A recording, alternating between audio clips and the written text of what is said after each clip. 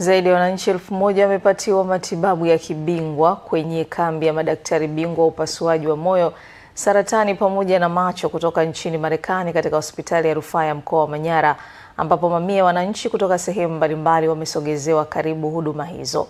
Fred Shayo anayo taarifa zaidi. Baadhi ya wakazi wa mkoa wa Manyara waliopatiwa matibabu katika kambi ya madaktari bingwa kutoka nchini Marekani wanaeleza ubora wa matibabu waliyoyapata. Namshukuru Mungu, nimefika hapa hospitali, nimehudumiwa vizuri. Nimefika tangia jana, sehemu ya nilikuwa naumwa koo, nimehudumiwa koo, na nimeingia tena kwenye kitengo cha macho na nimeshapata huduma, naingia kwa daktari nimalize kazi yangu. Namshukuru Mungu kwa hao madaktari walioletwa. Mungu awabariki, waendelee kufanya kazi yao vizuri. Kwa hiyo namshukuru Mwenyezi Mungu, kwa kweli huduma ni nzuri, hospitali ya mkoa iko vizuri.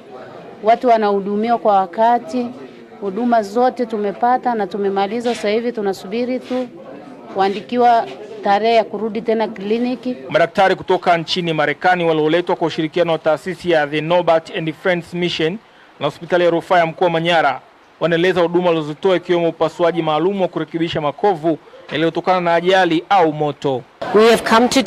Tumekuja kufanya upasuaji wa ujumla, upasuaji wa kichwa, shingo, pamoja na upasuaji maalum wa kurekebisha makovu yanayotokana na ajali au moto.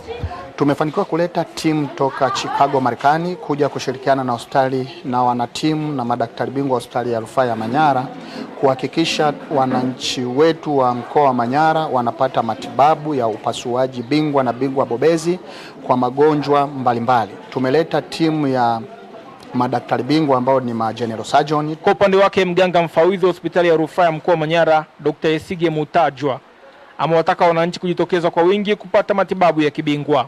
Tumekuwa na kambi ya kibingwa na bingwa bobezi ambayo inahusisha hospitali yetu ya rufaa mkoa wa Manyara, lakini inahusisha na wageni kutoka Marekani, lakini pia na wenzetu kutoka hospitali ya kanda ya Benjamin Mkapa.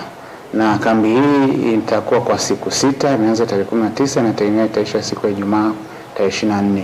Kambi hii imejikita katika kutoa huduma katika maeneo ya upasuaji, maeneo ya mfumo wa mkojo kwa maana urolojia, lakini maeneo ya magonjwa ya wanawake na kina mama.